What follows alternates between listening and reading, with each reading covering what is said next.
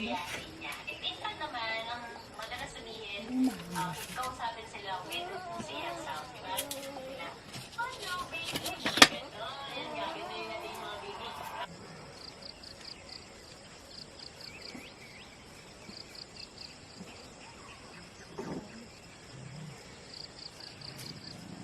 Magkatamundag dito lang.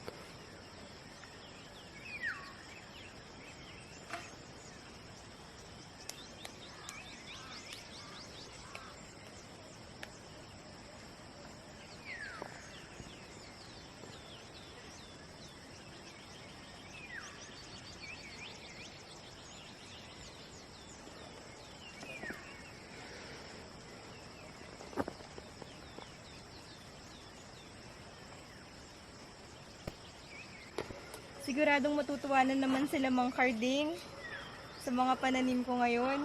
Pupuno na naman yung buslo nila ng mga tanim ko.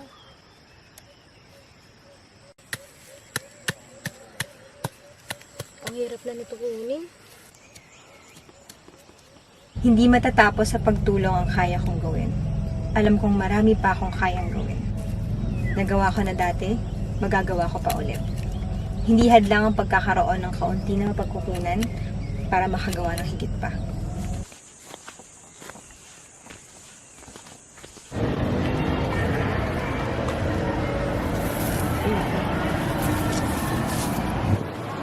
Papunaan na natin sa akin.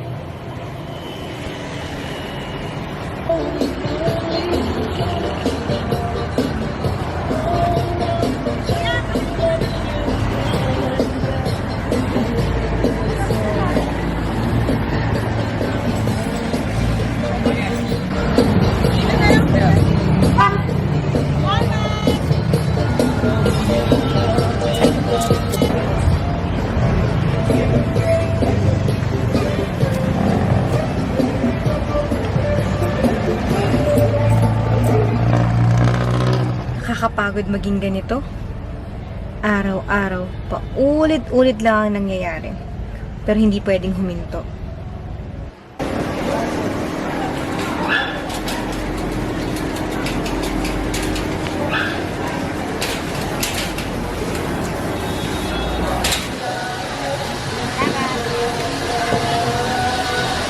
Maghapong kakayod para sa barya. Oo, binukot pero may halong saya. Titiisin ng lahat para sa pangarap. Palengke! Palengke! Sabuhay! Palengke! Sakay, palengke!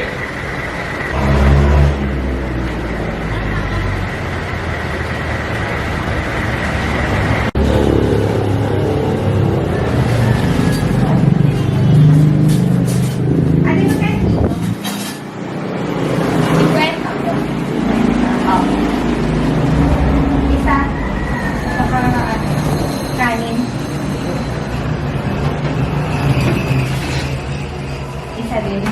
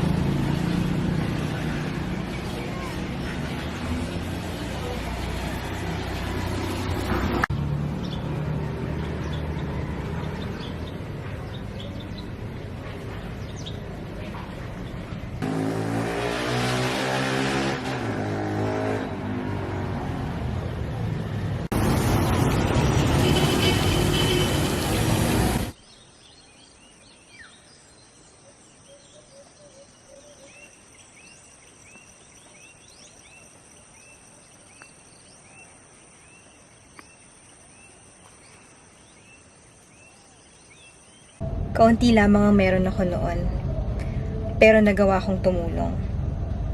Kaunti pa rin naman ang meron ako ngayon, sapat para makatulong sa ibang tao. Sapat, hindi sobra, hindi kulang. Simulan nating tanungin ang sarili, ano nga ba ang magagawa ng kaunti? Hello, Mang Carding! Oo, nakahanap akong signal. Naku, pasensya ka na, ngayon lang ako nakatawag. Oo, pero nakaani na kami. Medyo madami yung gulay. I-share mo na lang sa ibang jeepney driver. Oo. Oo. Ay, tsaka pala, may sasabihin ako. May bakante pa kasi na lupa dito sa farm. Kung gusto mo, kung may kakilala ka na gustong magtanim, hindi ako maniningil. Papagamit ko sa kanila ng libre. Bakante pa kasi. Okay. Basta balitaan mo ako kung meron. Tsaka punta kayo sa farm, ha? Sige. Salamat! Hello Maria, kamusta? Natanggap na pala namin yung pinadala mo. Maraming salamat ha. And dun pala sa nabanggit ni Mang Carding, super interested ako. And if you have time tomorrow, maybe we can meet. Since lagi ka namang nandyan lang sa farm mo, di katulad dati, na lagi ka nasa kalye, todo kayod, nangangalakad, at kung ano-ano pang ginagawa mo sa palengke, right? Okay? Sige. See you. Bye-bye.